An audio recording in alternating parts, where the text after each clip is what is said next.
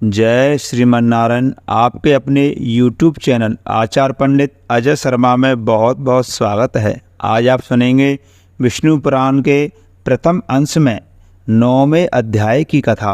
अगर आपने पिछले अध्याय की कथा श्रवण नहीं की है तो हमारे YouTube चैनल पर वीडियो अपलोड हो चुकी है, तो कृपा करके अवश्य श्रवण करें। आज आप सुनेंगे विष्णु पुराण के प्रथम अंश में 9वें अध्याय की कथा। इस अध्याय में सुनेंगे आप दुर्वासा जी के शाप से इंद्र की पराजय, ब्रह्मा की स्तुति से प्रसन्न हुए भगवान का प्रकट होकर देवताओं को समुद्र मंथन का उपदेश करना तथा देवता और दैत्यों का समुद्र मंथन करना इत्यादि कथाओं का वर्णन किया गया है। आइए प्रिय भक्तों, कथा प्रारंभ करते हैं। बोलिए विष्णु भगवान की जय, बोलिए लक्ष्मी नारायण भगवान की जय, सभी देवी देवताओं की जय। श्री पाराशर जी बोले, हे मित्र, तुमने इस समय मुझसे जिसके विषय में पूछा है वह श्री संबंध श्री लक्ष्मी जी का इतिहास मैं भी मरीचि ऋषि से सुना था, वह मैं तुमको सुनाता हूँ। सावधान होकर के सुनिए। एक बार शंकर के वंशावतार श्री दुर्वासा जी पृथ्वी तल में विचर रहे थे। घूमते घूमते उन्होंने एक विद्याधरी के हाथों में संतानक पुष्पों की एक दिव्य माला देखी। हे ब्रह्मन, उसकी गंध से सुशोभित होकर के वह वनवासियों के लिए अति सेवनीय हो रहा था। तब उन्मत्त मति वाले विप्रवन ने वह सुंदर माला देखकर उसे उस विद्याधर सुंदरी से मांगा। उसके मांगने पर उस बड़े बड़े नेत्रों वाली कृशांगी विद्याधरी ने उन्हें आदरपूर्वक प्रणाम करके वह माला दे दी। हे मित्र, उन्मत्त वेशधारी विप्रवर ने उसे लेकर अपने मस्तक पर डाल लिया और पृथ्वी पर विचरने लगे। उसी समय उन्होंने उन्मत्त ऐरावत पर चढ़कर देवताओं के साथ आते हुए त्रिलोक का अधिपति सचिपति इंद्र को देखा। उन्हें देखकर मुनिवर दुर्वासा ने उन्मत्त के समान वह मत वाले भौरों से गुंजायमान माला अपने सिर पर से उतारकर देवराज इंद्र के ऊपर फेंक दी। देवराज ने उसे लेकर ऐरावत के मस्तक पर डाल दी। उस समय वह ऐसी सुशोभित हुई मानो कैलाश पर्वत के शिखर पर श्री गंगा जी विराजमान हो। उस उन्मुक्त हाथी ने भी उसकी गंध से आकर्षित होकर के उसे सूंड में सूंघकर पृथ्वी पर फेंक दिया। हे मित्र, यह देखकर मुनिश्रेष्ठ भगवान श्री दुर्वासा जी अति क्रोधित हुए और देवराज इंद्र से इस प्रकार बोले। दुर्वासा जी ने कहा, अरे ऐश्वर्य के मद से दूषित चित इंद्र, तू बड़ा ठीठ है। तूने मेरी दी हुई संपूर्ण शोभा की धाम माला का कुछ भी आदर नहीं किया। अरे तूने ना तो प्रणाम करके बड़ी कृपा की, ऐसा ही कहा, और ना हर्ष से प्रसन्न वदन होकर उसे अपने सिर पर ही रखा। हे मूढ़, तूने मेरी दी हुई माला का कुछ भी मूल्य नहीं किया, इसलिए तेरा त्रिलोकी का वैभव नष्ट हो जाएगा। इंद्र, निश्चय ही तू मुझे और ब्राह्मणों के समान ही समझता है, इसलिए तू अति मानी ने हमारे इस प्रकार अपमान किया है। अच्छा, तू मेरी दी हुई माला को पृथ्वी पर फेंका है, इसलिए तेरा यह त्रिभुवन भी शीघ्र ही श्रीहीन हो जाएगा। हे देवराज, जिसके क्रुद्ध होने पर संपूर्ण चराचर जगत भयभीत हो जाता है, उस मेरा ही तूने अति गर्व से इस प्रकार अपमान किया। श्री पाराशर जी बोले, तब तो इंद्र ने तुरंत ही ऐरावत हाथी से उतरकर निष्पाप मुनिवर दुर्वासा जी को अनुनय विनय करके प्रसन्न किया। तब उनके प्रणामादि करने से प्रसन्न होकर के मुनिश्रेष्ठ दुर्वासा जी उससे इस प्रकार कहने लगे। दुर्वासा जी बोले, हे इंद्र, मैं कृपालुचित नहीं हूँ, मेरे अंतःकरण में क्षमा का कोई स्थान नहीं है। वे मुनिजन तो और ही हैं, तुम समझो मैं तो दुर्वासा हूँ ना। गौतम आदि अन्य मुनिजनों ने व्यर्थ ही तुझे इतना मुँह लगा लिया है, पर याद रख, मुझ दुर्वासा का सर्वस्व तो क्षमा न करना ही है। दया मूर्ति वशिष्ठ आदि के वकर स्तुति करने से तू इतना गर्वीला हो गया है कि आज मेरा भी अपमान करने चला है। अरे आज त्रिलोकी में ऐसा कौन है जो मेरे प्रज्वलित कलाप और टेढ़ी भ्रुकुटी को देखकर भयभीत न हो जाए। अरे सकृतु, तू बार बार अनुनय विनय करने का ढोंग क्यों करता है? तेरे इस कहने सुनने से क्या होगा, मैं क्षमा नहीं कर सकता। श्री पाराशर जी बोले, हे ब्राह्मण, इस प्रकार कहकर के विप्रवर वहाँ से चल दिए और इंद्र भी ऐरावत पर चढ़कर अमरावती को चले गए। हे मित्र, तभी से इंद्र के सहित तीनों लोक वृक्ष लता आदि के छिड़ हो जाने से श्रीहीन और नष्ट होने लगे। तब से यज्ञों का होना बंद हो गया, तपस्वियों ने तप करना छोड़ दिया तथा लोगों का दान आदि धर्मों में चित्त नहीं रहा। हे द्विजोत्तमा, संपूर्ण लोक लोभ आदि के वशीभूत हो जाने से सत्य शून्य सामर्थ्यहीन हो गए और तुच्छ वस्तुओं के लिए ही लालायित रहने लगे। जहाँ सत्य होता है वहीं लक्ष्मी रहती है और सत्य भी लक्ष्मी जी का ही साथी है। श्रीहीनों में भला सत्य कहाँ और बिना सत्य के गुण कैसे ठहर सकते हैं। बिना गुणों के पुरुष में बल शौर्य आदि सभी का अभाव हो जाता है और निर्मल तथा सशक्त पुरुष सभी से अपमानित होता है। अपमानित होने पर प्रतिष्ठित पुरुष की बुद्धि बिगड़ जाती है। इस प्रकार त्रिलोकी के श्रीहीन और सत्य रहित हो जाने पर दैत्य और दानवों ने देवताओं पर चढ़ाई कर दी। सत्य और वैभव से शून्य होने पर भी दैत्यों ने लोभवश निसत्व और श्रीहीन देवताओं से घोर युद्ध ठाना।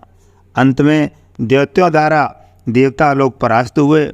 तब इंद्र आदि समस्त देवगण अग्निदेव को आगे करके महाभाग पितामह श्री ब्रह्मा जी की शरण में गए। देवताओं से संपूर्ण वृत्तांत सुनकर श्री ब्रह्मा जी ने उनसे कहा, हे देवगण, तुम दैत्य दलन परावरेश्वर भगवान विष्णु की शरण में जाओ, जो आरोप से संसार की उत्पत्ति, स्थिति और संहार के कारण है, किंतु वास्तव में कारण भी नहीं है, और जो चराचर के ईश्वर प्रजापति के स्वामी सर्वव्यापक अनंत और अजय हैं, तथा जो अजन्मा किंतु कार्य रूप में परिणत हुए प्रधान और पुरुष के कारण हैं एवं शरणागत वत्सल हैं, वे अवश्य तुम्हारा मंगल करेंगे। श्री पाराशर जी बोले, हे मित्र, संपूर्ण देवगणों से इस प्रकार कह करके लोक पितामह श्री ब्रह्मा जी भी उनके साथ क्षीर सागर के उत्तरी तट पर गए।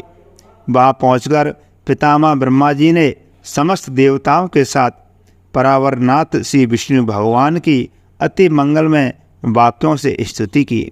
ब्रह्मा जी कहने लगे, जो समस्त अणुओं से भी अणु और पृथ्वी आदि समस्त गुरुओं से भी गुरु है, उन अखिल लोक विश्राम पृथ्वी के आधार स्वरूप अप्रकाश्य अवेद्य सर्वरूप सर्वेश्वर अनंत अज और अव्यय नारायण को मैं नमस्कार करता हूँ। मेरे सहित संपूर्ण जगत जिसमें स्थित है, इससे उत्पन्न हुआ है, और जो देव सर्वभूत में है तथा जो पर से भी पर है, जो पर पुरुष से भी पर है। मुक्ति लाभ के लिए मोक्षकामी मुनिजन जिनका ध्यान करते हैं तथा जिस ईश्वर में सत्व आदि प्राकृतिक गुणों का सर्वथा अभाव है, वह समस्त शुद्ध पदार्थों से भी परे शुद्ध परमात्मा स्वरूप आदि पुरुष हम पर प्रसन्न हो। जिस शुद्ध पुरुष भगवान की शक्ति, कला, काष्ठा और मुहूर्त आदि काल क्रम का विषय नहीं है, वे भगवान विष्णु हम पर प्रसन्न हो। जो शुद्ध स्वरूप होकर भी उपचार से परमेश्वर अर्थात लक्ष्मीपति कहलाते हैं और जो समस्त देवधारियों के आत्मा हैं, वे श्री विष्णु भगवान हम पर प्रसन्न हो। जो कारण और कार्य रूप हैं तथा कारण के भी कारण और कार्य के भी कार्य हैं, वे श्री हरि हम पर प्रसन्न हों। जिनको देवगण, मुनिगण, शंकर और मैं कोई भी नहीं जान सकते, वही परमेश्वर विष्णु जी का परम पद है। जिस अभूतपूर्व देव की ब्रह्मा, विष्णु और शिव रूप शक्तियाँ हैं, वही भगवान विष्णु का परम पद है। हे सर्वेश्वर, हे सर्वभूतात्मना, हे सर्वभूप, हे सर्वाधार, हे अच्युत, हे विष्णु, हम भक्तों पर प्रसन्न होकर हमें दर्शन दीजिए। श्री पाराशर जी बोले, ब्रह्मा जी के इन उद्गारों को सुनकर देवगण भी प्रणाम करके बोले, प्रभो हम पर प्रसन्न होकर हमें दर्शन दीजिए। हे जगतधाम सर्वगत अच्युत, जिसे ये भगवान श्री ब्रह्मा जी भी नहीं जानते, आपके उस परम पद को हम प्रणाम करते हैं। तदनंतर ब्रह्मा और देवगणों के बोल चुकने पर बृहस्पति आदि समस्त देवर्षिगण कहने लगे, जो परम स्तुवनीय आद्य यज्ञ पुरुष हैं और जो पूर्वजों के भी पूर्व पुरुष हैं, उन जगत के रचयिता निर्विशेष परमात्मा को हम सब प्रणाम करते हैं। हे भूत, हे भुवेश, हे यज्ञपतिधर भगवान, हे अव्यय, हम सब शरणागतों पर आप प्रसन्न होइए और कृपा करके दर्शन दीजिए। हे नाथ, हमारे सहित ये ब्रह्मा जी, रुद्रों के सहित भगवान शंकर, 12 आदित्यों के सहित भगवान पूषा, अग्नियों के सहित पावक और ये दोनों अश्विनी कुमार, 8 वसु, समस्त मरुदगण, साध्यगण, विश्व देव तथा देवराज इंद्र, ये सभी देवगण दैत्य सेना से पराजित होकर अति प्रवण हो आपकी शरण में आए हैं। कृपा करके हम सबकी रक्षा करो। श्री पाराशर जी बोले, हे मित्र, इस प्रकार स्तुति किए जाने पर शंख चक्र गदाधारी भगवान परमेश्वर उनके सन्मुख प्रकट हुए। तब उन शंख चक्रधारी उत्कृष्ट तेजो राशि में अपूर्व दिव्य मूर्ति को देखकर पितामह आदि समस्त देवगण अति विनम्र पूर्वक प्रणाम करके क्षोभवश चकित नयन होकर के कमल नयन भगवान की स्तुति करने लगे। देवगण बोले, हे प्रभु, आपको नमस्कार है, नमस्कार है, आप निर्विशेष हैं, तथापि आप ही ब्रह्मा हैं, आप ही शंकर हैं और आप ही इंद्र, अग्नि, पवन, वरुण, सूर्य और यमराज हैं। हे देव, वसुगण, मरुदगण, साध्यगण और विश्व देवगण भी आप ही हैं तथा आपके सम्मुख जो यह देव समुदाय है, हे जगत सृष्टा, वह भी आप ही हैं, क्योंकि आप सर्वत्र परिपूर्ण हैं। आप ही यज्ञ हैं, आप ही वसटकार हैं तथा आप ही ओंकार और प्रजापति हैं। हे सर्वात्मना विद्या, वेद्य और संपूर्ण जगत आप ही का ही स्वरूप है। हे विष्णु, दैत्यों से पराजय हुए हम आतुर होकर के आपकी शरण में आए हैं। हे सर्वेश्वर, आप हम पर प्रसन्न होइए और अपने तेज से हमें सशक्त कीजिए। हे प्रभु, जब तक जीव संपूर्ण पापों को नष्ट करने वाले आपकी शरण में नहीं जाता, तभी तक उसमें दीनता, इच्छा, मोह और दुख आदि रहते हैं। हे प्रसन्नात्मनः, हम शरणागतों पर आप प्रसन्न होइए। हे नाथ, अपनी शक्ति से हम सब पर देवताओं के ऊपर तेज को फिर बढ़ाइए। श्री पाराशर जी बोले, विनीत देवताओं द्वारा इस प्रकार स्तुति किए जाने पर विश्वकर्ता भगवान हरि प्रसन्न होकर के इस प्रकार बोले, देवगण, मैं तुम्हारे तेज को फिर बढ़ाऊंगा।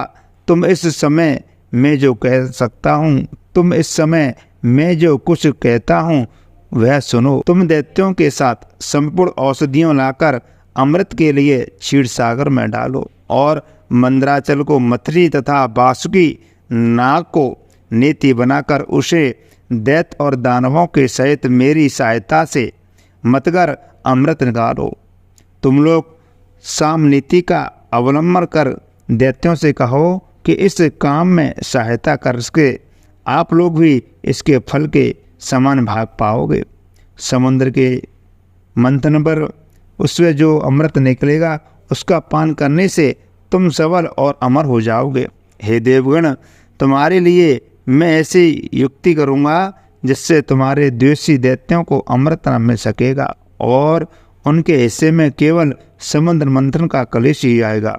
श्री पाराशर जी बोले, तब देवदेव भगवान विष्णु के ऐसा कहने पर सभी देवगण दैत्यों से संधि करके अमृत प्राप्ति के लिए यत्न करने लगे। हे मित्र, देव, दानव और दैत्यों ने नाना प्रकार की औषधियाँ लाकर उन्हें शरद ऋतु के आकाश की सी निर्मल कांति वाले क्षीर सागर के जल में डाला और मंदराचल को मथाने तथा बांस की नाक को नीति बना करके बड़े वेग से अमृत मंथना प्रारंभ किया। भगवान ने जिस ओर बासुकी की पूंछ थी उस ओर देवताओं को तथा जो मुख था उधर दैत्यों को नियुक्त किया।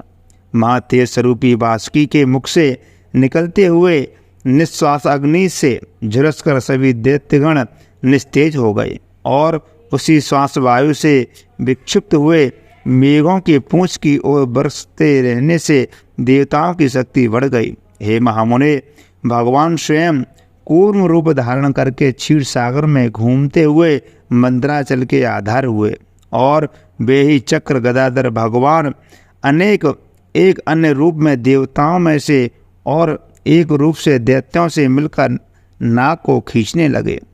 तथा हे मित्र, एक अन्य विशाल रूप से जो देवता और दैत्यों को दिखाई नहीं देता था, श्री केशव ने ऊपर से पर्वत को दबा रखा था।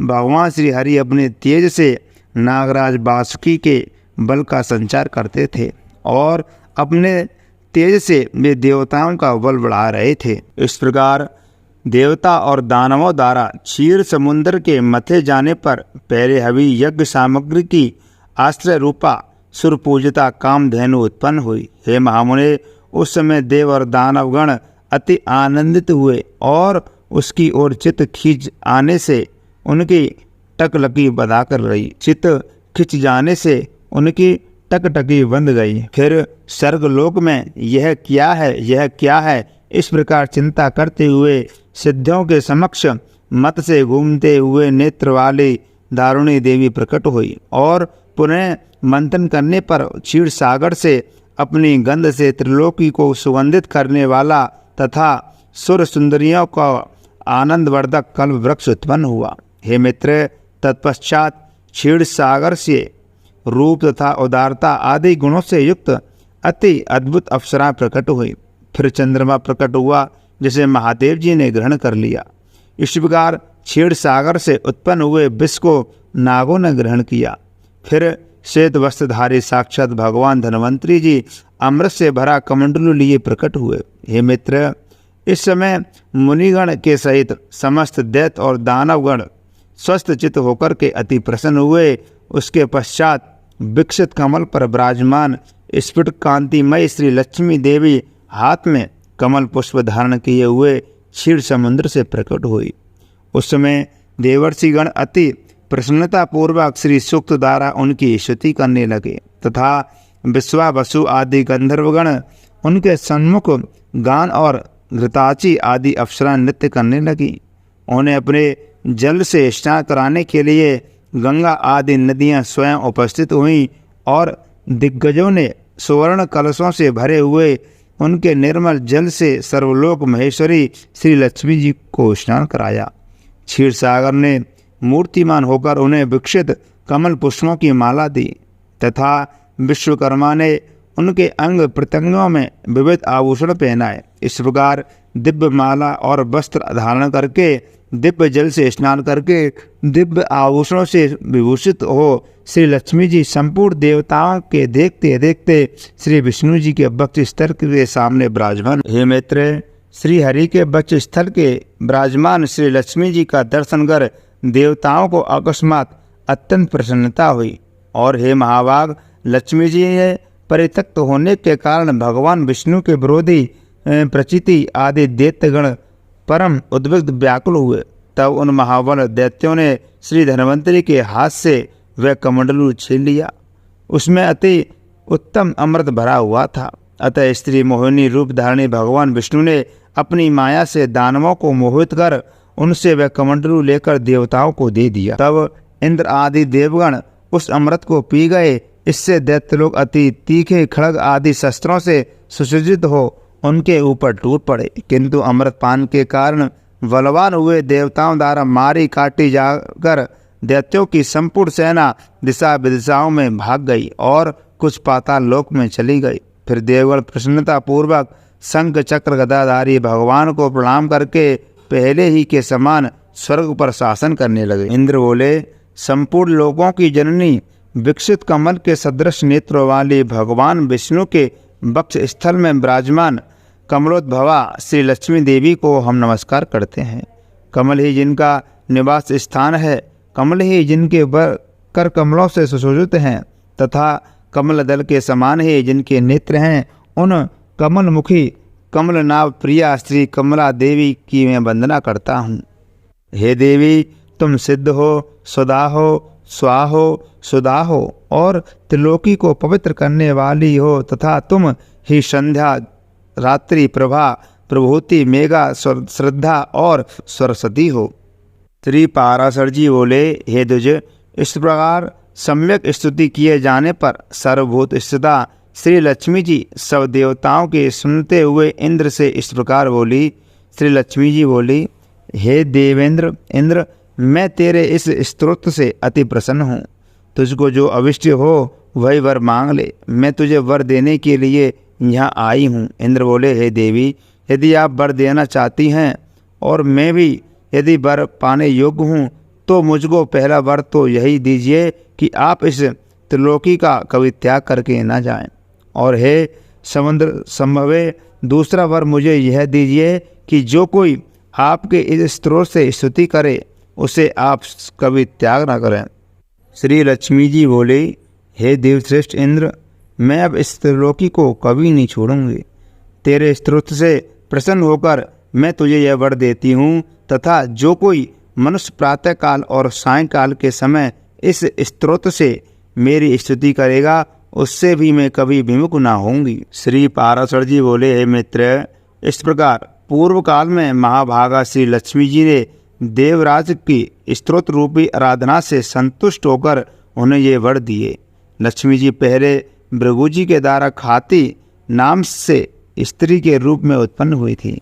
फिर अमृत मंथन के समय देव तथा दानवों के प्रयत्न से वे समुद्र से प्रकट हुई। इस प्रकार संसार के स्वामी देवादिदेव श्री विष्णु भगवान जब जब अवतार धारण करते हैं तभी लक्ष्मी जी उनके साथ रहती हैं।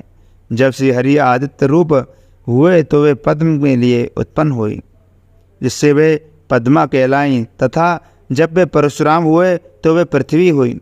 श्री हरि के राम होने पर यह सीता हुई और कृष्ण अवतार में श्री रुक्मिणी जी हुई। इस प्रकार अन्य अवतारों में भी ये भगवान से कभी पृथक नहीं हुई।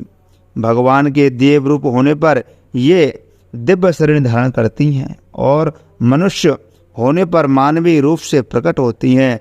विष्णु भगवान के शरीर के अनुरूप ही ये अपना शरीर ही बना लेती हैं। जो मनुष्य लक्ष्मी जी के जन्म की इस कथा को सुनेगा अथवा पढ़ेगा उसके घर में वर्तमान, आगामी और भूत तीनों कालों के रहते हुए कभी लक्ष्मी का नाश न होगा। हे मुने, जिन घरों में लक्ष्मी जी के इस स्तोत्र का पाठ होता है उनमें कलह की आधारभूता दरिद्रता कभी नहीं ठहर सकती। हे ब्राह्मण, तुमने जो मुझसे पूछा था कि पहले भृगु जी की पुत्री होकर फिर लक्ष्मी जी क्षीर समुद्र से कैसे उत्पन्न हुई, सो मैंने तुमसे यह सब वृत्तांत कह दिया। इस प्रकार इंद्र के मुख से प्रकट हुई यह लक्ष्मी जी की स्तुति सकल विभूतियों की प्राप्ति का कारण है। जो लोग इसका नित्य प्रति पाठ करेंगे उनके घर में निर्धनता कभी नहीं रह सकेगी। बोले लक्ष्मी नारायण भगवान की जय, सभी देवी देवताओं की जय। तो प्रिय भक्तों, विष्णु पुराण के प्रथम अंश में 9वें अध्याय की कथा रही।